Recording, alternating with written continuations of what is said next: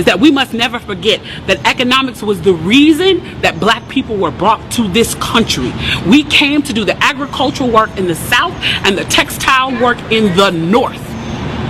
Do you understand that? That's what we came to do.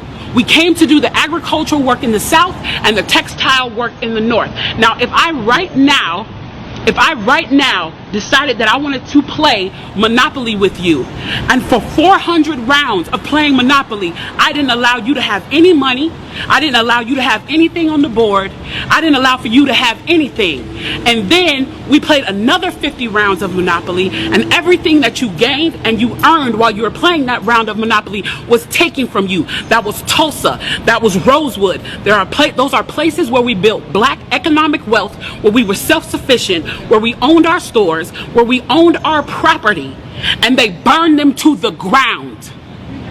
So that's 450 years. So for 400 rounds of Monopoly, you don't get to play at all.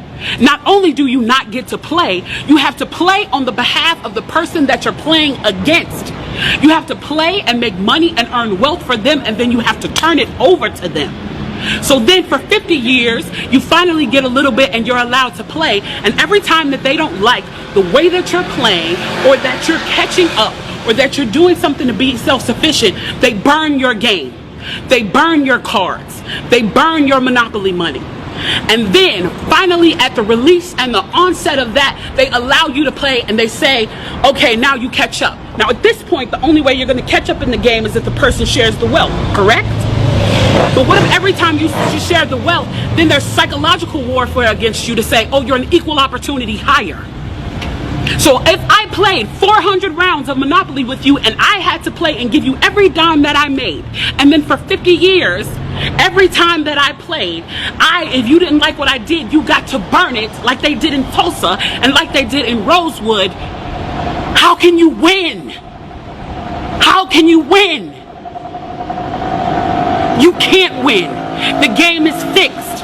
So when they say, why do you burn down the community? Why do you burn down your own neighborhood? It's not ours. We don't own anything. We don't own anything. Trevor Noah said it so beautifully last night. There's a social contract that we all have, that if you steal or if I steal, then the person who is the authority comes in and they fix the situation. But the person who fixes the situation is killing us.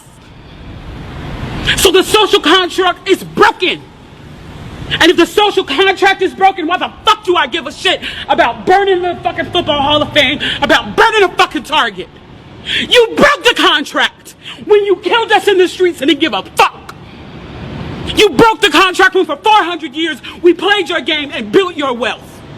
You broke the contract when we built our wealth again on our own, by our bootstraps in Tulsa, and you dropped bombs on us. When we built it in Rosewood and you came in and you slaughtered us.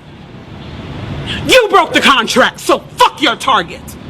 Fuck your Hall of Fame. As far as I'm concerned, they could burn this bitch to the ground, and it still wouldn't be enough. And they are lucky that what black people are looking for is equality and not revenge.